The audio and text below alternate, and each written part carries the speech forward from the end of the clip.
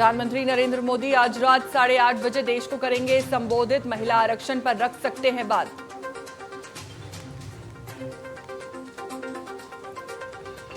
केंद्रीय मंत्री किरण रिजिजू ने कांग्रेस पर बोला तीखा हमला। कहा महिलाओं के खिलाफ है कांग्रेस, अधिकार ना देकर मना रहे हैं जश्न।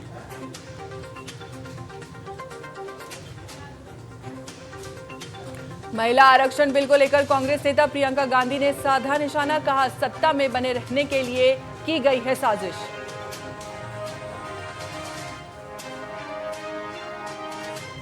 महिला आरक्षण बिल गिराने में कांग्रेस की मुख्य भूमिका। बिल विरोध की चुकानी होगी कीमत। बिहार सरकार के मंत्री रामकृपाल यादव का बड़ा बयान।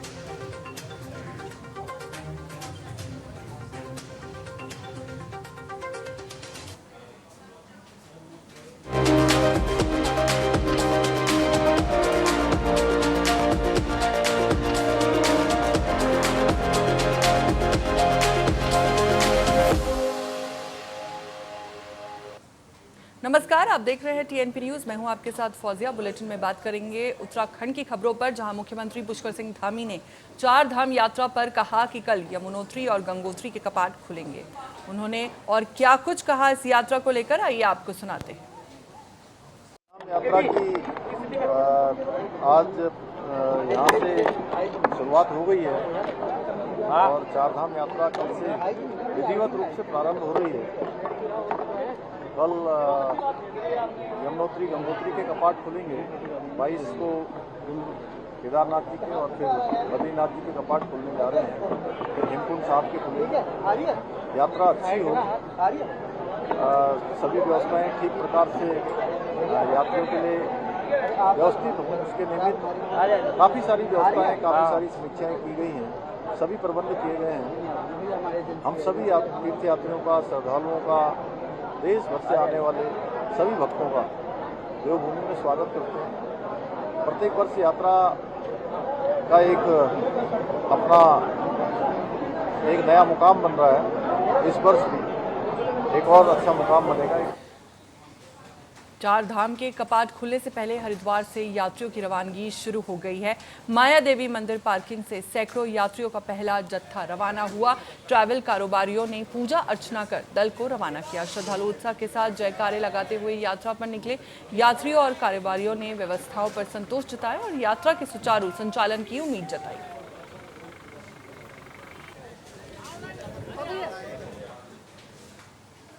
टेहरी गढ़वाल के कीर्तिनगर में ग्रामीणों ने 3 मोटर मार्गों की वित्तीय स्वीकृति न मिलने पर पीडब्ल्यूडी कार्यालय में तालाबंदी कर विरोध किया। ग्रामीणों ने सरकार के खिलाफ नारेबाजी करते हुए आक्रोश रैली निकाली और धरना दिया। सड़क न होने से लोगों को कठिनाई हो रही है। अधिकारियों के आश्वासन के बाद ग्रामीणों ने अपना धरना समाप्त कर दिया।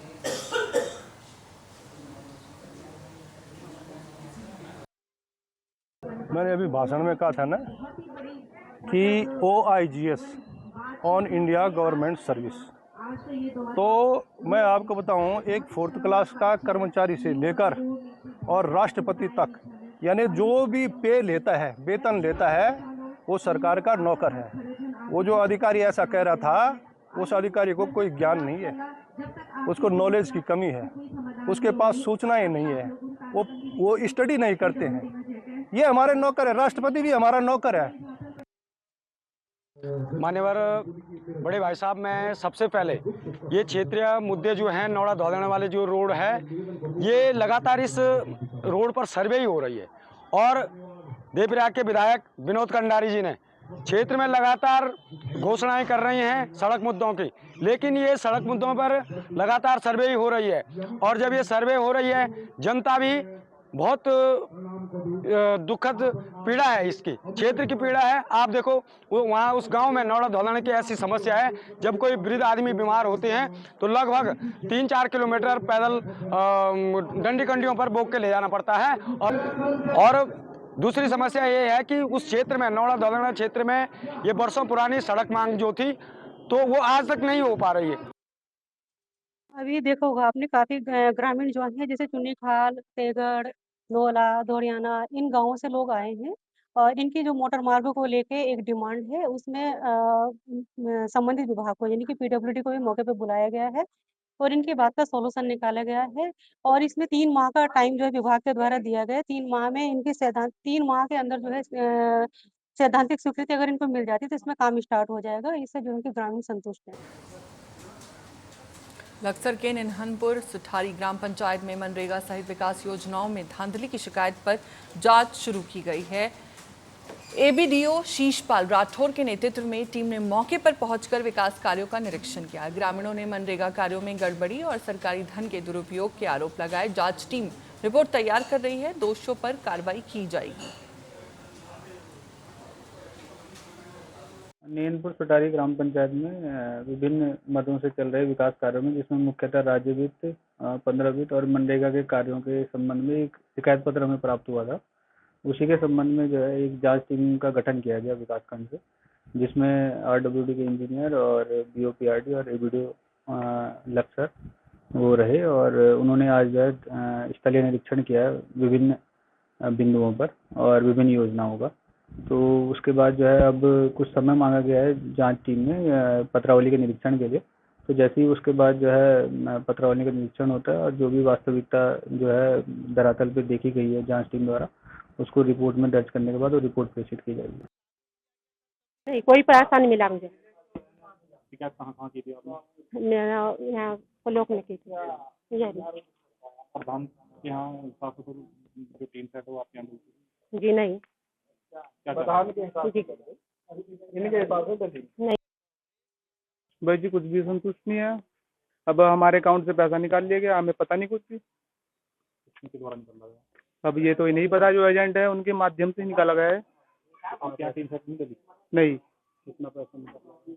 तो अभी तो 11,000 कुछ है समथिंग। जांच के लिए आए थे वीडियो साहब, क्या मिला? तो फिलहाल देखते हैं क्या होता है आगे। संतुष्ट नहीं है आप? नहीं, संतुष्ट है इनके उससे जांच से जी। तो प्रधान के द्वारा टीम सेट का मामला ना ये? जी। इसमें तो सर एक में भी संतुष्ट नहीं है, क्योंकि सभी काम जो अधूरे हैं। बस ये इसमें फार्म पॉन्ड हैं जो कि सही तरीके से आज तक बने ही नहीं है।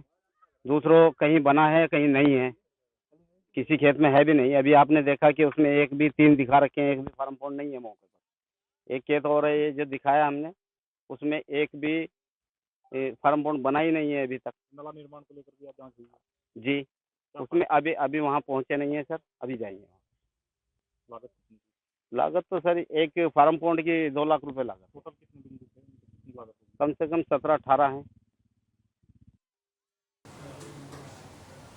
सितारगंज में एआरटीओ धमसिंह नगर ने चेकिंग अभियान चलाया और बिना परमिट चल रहे आधा दर्जन से अधिक वाहनों को सीज किया। सभी वाहनों को कृषि मंडी परिसर में खड़ा कराया गया है। एआरटीओ नवीन सिंह ने बताया कि लगातार शिकायतों के बाद कार्रवाई की गई है। उन्होंने कहा कि ओवरलोडिंग वाहनों के खिलाफ आगे भी चेकिंग अभियान जारी रहेगा।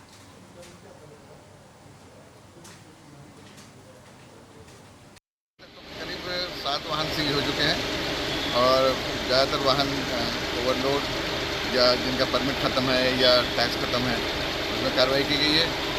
कुछ वाहन ऐसे भी हैं जो एक स्कूल बस है जिसका परमिट ख़त्म था, उसको भी सीज किया गया है और आगे भी कार्रवाई जारी है।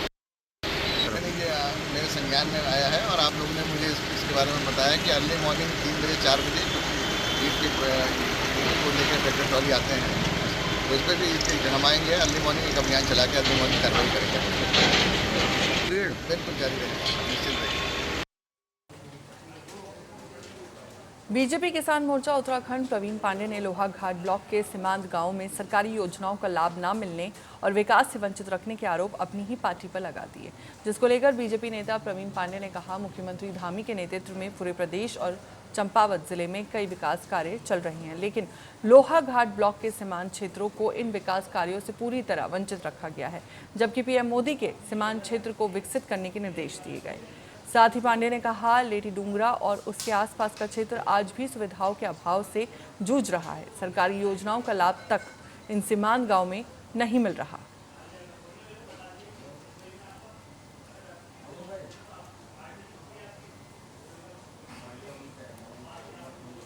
हमारी जो है अभी ये उत्तराखंड में जो है हमारी जो भारतीय जनता पार्टी सरकार है, युवा मुख्यमंत्री है। पूरे प्रदेश में एक से एक काम हो रही है, जो हम देख रहे हैं। तो हमारा ये लोहाघाट जो है सीमांत क्षेत्र जो है ब्लॉक पड़ता है। यहाँ उसके बाद जो है नेपाल सीमा लगी रहती है। आज 6 महीने से हम भी जो है इस वहाँ से हमारी जो है बहू जो है क्षेत्र पंचायत हैं, तो मैंने कई बार जो है जिलाधिकारी के महोदय के माध्यम से, अपने माध्यम से, ब्लॉक के माध्यम से कई पत्र जो है दे चुके हैं। इसमें जो है हमारी जो है क्षेत्र की बार बार उपेक्षा हो रही है। पार्टी की जो है इतनी बड़ी महत्वाकांक्षी योजना चल रही है, हमारा जो है क्षेत्र में बार बार विरोध हो रहा है। अन्य जो है विपक्षी पार्टियां भी हमारा विरोध कर रही है। वहाँ के जो है हमारे जो जनता जनार्दन है वो भी हमारा बार बार विरोध कर रही है कि मतलब सरकार जो है यहाँ कुछ काम नहीं हो रहा है। तो मैं ये कहना चाहता हूँ शासन प्रशासन से, हमारे मुख्यमंत्री महोदय से मैं ये अवगत कराना चाहता हूँ कि साहब हमारा जो सीमांत क्षेत्र है इसकी समान नागरिक संहिता यानी यूसीसी को लेकर विवाद लगातार गहराता जा रहा है, जहां all India Muslim personal law board ने एक बार फिर इस मुद्दे पर कड़ा विरोध जताया है। उन्होंने यूसीसी को लेकर कहा, ये किसी भी स्थिति में स्वीकार्य नहीं है और किसी भी राज्य सरकार को यूनिफॉर्म सिविल कोड लागू करने का अधिकार नहीं है।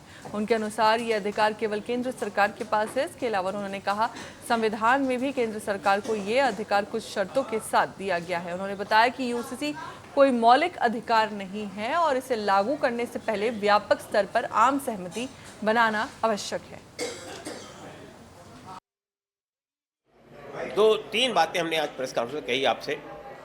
पहली बात तो ये है कि ये सामान्य नागरिक संहिता का जो कानून है, यूनिफॉर्म सिविल कोड, हमें इस पर बहुत ज़्यादा आपत्ति है। पहली बात तो ये है कि ये स्टेट को अधिकार ही नहीं है कि वो राज्यों के राज्य सरकारें जो है वो यूनिफॉर्म सिविल कोड लागू नहीं कर सकती। ये सेंट्रल गवर्नमेंट को ये अधिकार कॉन्स्टिट्यूशन ने सेंट्रल गवर्नमेंट को दिया है और सेंट्रल गवर्नमेंट को भी ये अधिकार इस शर्त के साथ दिया है कि ये फंडामेंटल राइट नहीं है, ये डायरेक्टिव प्रिंसिपल में है और ये अधिकार इस शर्त के साथ दिया है कि वो आम सहमति बनाने के बाद ही इसको लागू। जहां हल्द्वानी में प्रमुख राज्य आंदोलनकारी और पूर्व दर्जा राज्य मंत्री हरीश पनेरू ने नशे के खिलाफ अनोखा अभियान शुरू करने की घोषणा की है। उन्होंने कहा कि भीमताल में अवैध शराब और नशे का प्रभाव लगातार बढ़ रहा है, खासकर चुनाव के दौरान इसका ज्यादा उपयोग होता है। इसे रोकने के लिए वे घर घर जाकर गंगा जल और हनुमान चालीसा वितरित करेंगे। उनका उद्देश्य लोगों को जागरूक कर नशा मुक्त समाज और स्वच्छ चुनाव सुनिश्चित करना है। उन्होंने प्रशासन और नेताओं से भी इस कुप्रथा को समाप्त करने की अपील की है। देखिए, 2027 का चुनाव नज़दीक है। लगातार पहाड़ में नशाखोरी बढ़ रही है। समाज में नशे की प्रवृत्ति के कारण आए दिन अपराध हो रहे हैं। तो इस नशे को रोकने के लिए 2027 में जो लोग शराब के बल पर, पैसे के बल पर चुनाव जीतना चाहते हैं, हम जनता के बीच में जाकर घर घर गंगा जल पहुंचाएंगे, गीता का ज्ञान पहुंचाएंगे, हनुमान जी की शक्ति पहुंचाएंगे, ताकि हमारी माँ बहनों का सुहाग भी सुरक्षित रहे और एक अच्छे समाज का निर्माण भी होगा। इसको लेकर हम पूरी भीमताल विधानसभा में मैं घर घर जाऊंगा और गंगा जल की और गीता का ज्ञान और हनुमान जी की शक्ति से उनको संकल्प दिलवाएंगे कि 2027 में भीमताल में ऐसा राजा बनना चाहिए जो इनके खिलाफ। रामनगर के पेरुमदारा क्षेत्र में देर शाम महिला से मंगलसूत्र लूट की सनसनीखेज वारदात हुई। बाइक सवार 3 बदमाशों ने खेत में काम कर रही दुर्गा देवी का मंगलसूत्र झपट कर फरार हो गए। पूरी घटना सीसीटीवी कैमरे में कैद हो गई है, जिससे आरोपियों की पहचान में मदद मिल सकती है। पीड़िता ने पुलिस पर शिकायत लेने में लापरवाही का आरोप लगाया है। वहीं स्थानीय लोगों में बढ़ते अपराध को लेकर आक्रोश है। पुलिस ने मामले की जाँच शुरू कर आरोपियों की तलाश तेज कर दी है।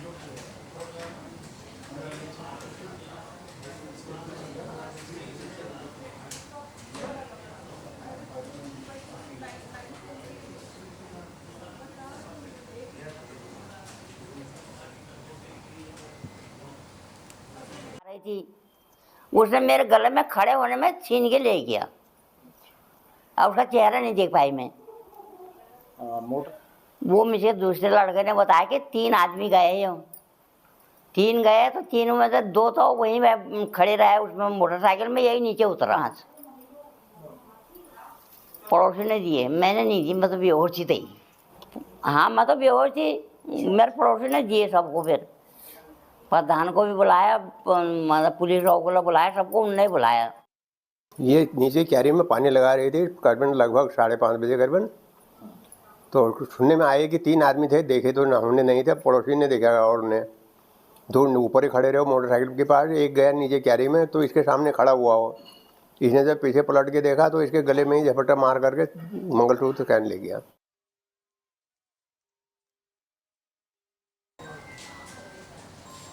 पुष्कर सिंह धामी सरकार ने बड़ा प्रशासनिक फेरबदल किया है। सचिवालय सेवा के 26 पीसीएस अधिकारियों के तबादले किए गए हैं। इसके साथ ही 6 IAS अधिकारियों के कार्यभार में भी बदलाव किया गया है। सरकार द्वारा किए गए इस निर्णय को प्रशासनिक व्यवस्था को अधिक प्रभावी बनाने की दिशा में महत्वपूर्ण कदम माना जा रहा है। अधिकारियों के नए पदस्थापन आदेश तत्काल प्रभाव से लागू कर दिए गए हैं।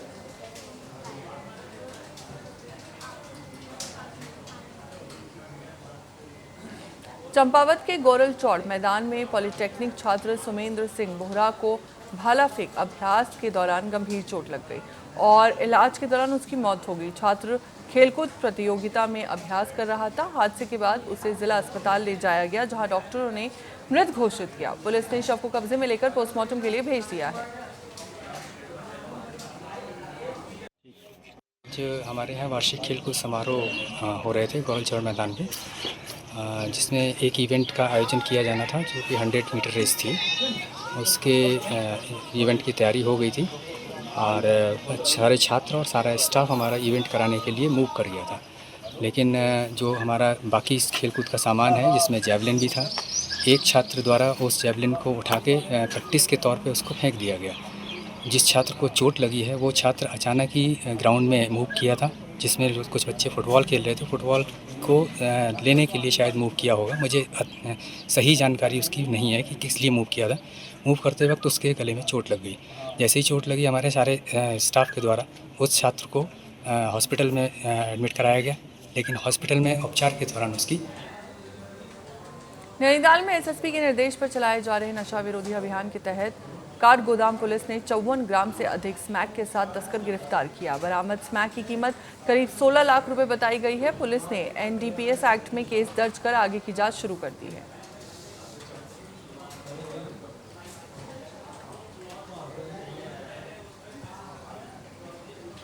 फ्री उत्तराखंड मिशन को साकार करने के लिए ऑपरेशन प्रहार जो पीएच के द्वारा चलाया गया है, उसमें एसएसपी नैनीताल महोदय के नेतृत्व में लगातार कार्रवाई की जा रही है। इसमें भी कल हमें एक अच्छी सफलता मिली है, जिसमें हमारी एसओजी की टीम और काठगोदाम थाना की टीम ने एक व्यक्ति के पास से ये 54.8 ग्राम अवैध स्मैक को बरामद किया है, जिसमें उसकी कल गिरफ्तारी कर ली गई थी और आज माननीय न्यायालय में प्रस्तुत किया जा रहा है उसको। और इसके द्वारा पूछताछ में बताया गया कि ये बरेली से इसको लेके आ रहा था और ये रहने वाला भी यहाँ बनपुरपुरा क्षेत्र का है और इसमें लगातार कार्रवाई चल रही है। अभी तक हमारे यहाँ टोटल 20 मामलों में 25 लोगों को गिरफ्तार किया जा चुका है जो तस्करी करते हैं इसकी, और तकरीबन 4 करोड़ 15 लाख की अवैध स्मैक जनवरी से अभी तक बरामद कर ली गई है। जो कल हमने ये 54.8 ग्राम स्मैक बरामद की है, इसकी मार्केट वैल्यू 16,44,000। हल्द्वानी में बजरंग दल कार्यकर्ताओं ने राष्ट्रपति के नाम सिटी मजिस्ट्रेट को ज्ञापन सौंपा। इसमें लव जिहाद, अवैध कब्जे और कथित असामाजिक गतिविधियों पर चिंता जताई गई। कार्यकर्ताओं ने सख्त कार्रवाई और कड़े कानून की मांग की है। उन्होंने कहा कि ऐसी घटनाएं समाज के ताने बाने को प्रभावित कर रही हैं। सिटी मजिस्ट्रेट ने ज्ञापन को उच्च स्तर पर भेजकर कार्रवाई का आश्वासन दिया।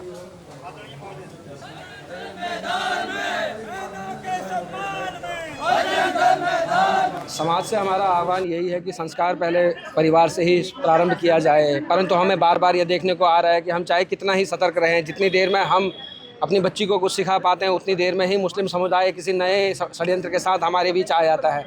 हमारा ये जो लगातार एकत्रीकरण हो रहा है, ये उसी दिशा की ओर है। लक्सर विकासखंड कार्यालय में आंगनबाड़ी कार्यकर्ताओं का धरना प्रदर्शन 16वें दिन भी जारी रहा। कार्यकर्ताओं ने सरकार पर मानदेय में अन्याय और कटौती का आरोप लगाया। उनका कहना है कि कम मानदेय में अधिक काम दिया जा रहा है। उन्होंने चेतावनी दी कि मांगे पूरी नहीं हुई तो कामकाज ठप करेंगे। प्रदर्शन के दौरान मुख्यमंत्री और मंत्री के खिलाफ नारेबाजी भी की गई।